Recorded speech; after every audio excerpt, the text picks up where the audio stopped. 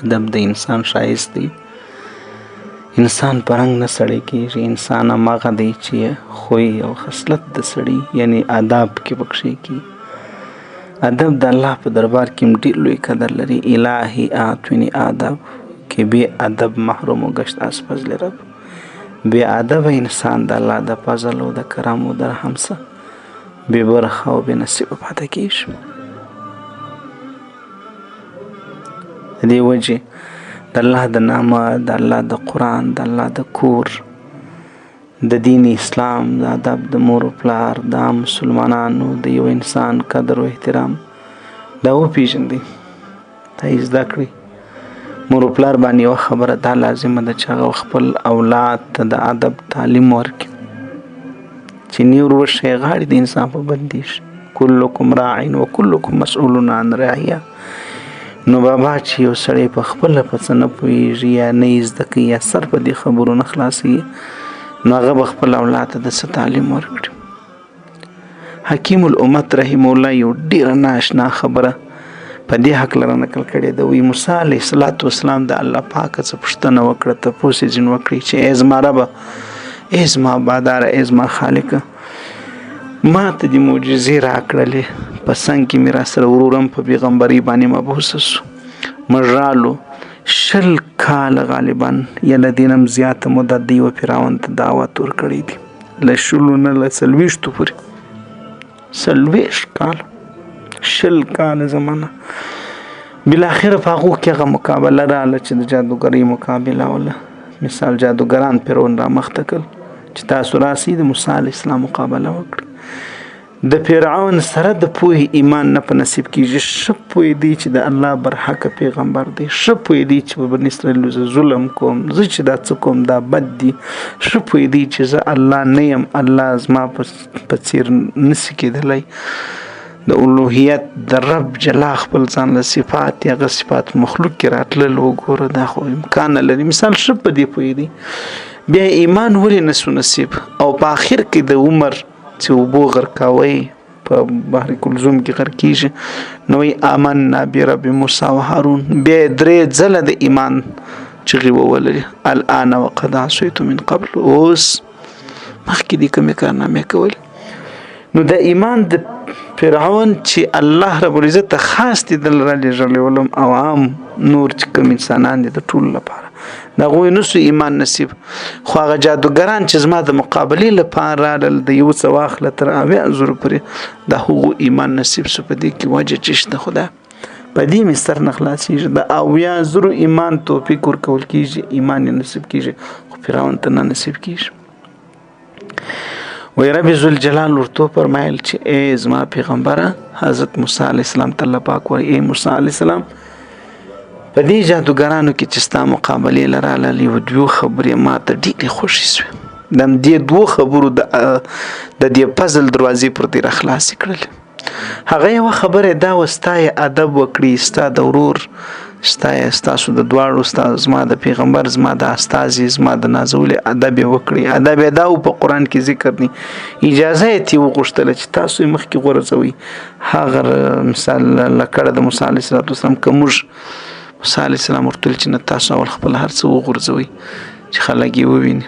دوی چې هغه پر روښانو باندې رسۍ راوړې وې د بارو په څېر هغه یې میدان ته وغورځولې، د هغه نه ماران جوړ سو ستا خلکو په سترګو کې بارون نه بارون. نو یو د ادب، دویم ستاسو شکل اختیار کړی ولو دی چې راغلی ول، نو دی خو د جادوګر ګمان ور باندې کوي چې موسی علیه السلام یو جادوګر دی، العیاذ بالله العیاذ بالله العیاذ بالله. نو دی د هغو شکل و شباهت اختیار کړي چې زموږ مقابله ده ورسره، او به هو هغسې لنګ، هو به هو هغسې جامې، هو به هو هغسې لکړه ورسره اخیستې، هو به هو هغسې لکه څنګه چې موسی علیه السلام. پروردګار ورته فرمایل چې یوې د ستاسو صورت چې دی انتخاب کړی ما ته ډېر خوند راکړي. نن د نبی کریم علیه السلام بارک هغه شکل سنت دغه موږ نه پاتې دي.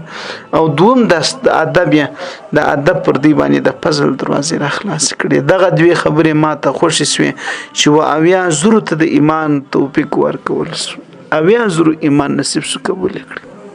فرعون کې ادب نو.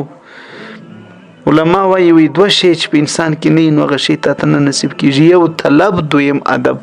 چې بیا ادب یې هم نه درته نصیب کیږي، علم نه درته نصیب کیږي، او چې بیا طلب یې هم نه درته نصیب کیږي. د رزق سره چې بیا ادبي وکړي بیا بې رزقه کیږي انسان.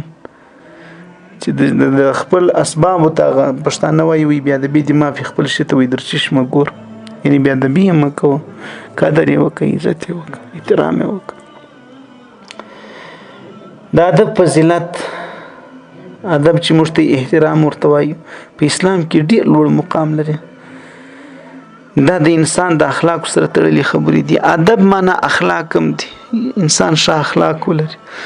رسول الله مبارک فرمایي په ښو اخلاقو انسان هغه مقام ته ځان رسولی شي چې د ورځې روژاتي نفلي او د شپې نفلي ویش پاتې کېدونکي پر تهجد په لمانځه باندې، په نفلي لمانځو باندې، په تلاوت د قرآن او د اذکارو باندې هغه مقام ته چې کوم د اخلاقو په سبب هغه فضیلت انسان ته رسیږي، هغه ته دغه روژاتي او د شپې ویش پاتې کېدونکي انسان نشي رسېدلی چې اخلاق یې ټیک نه.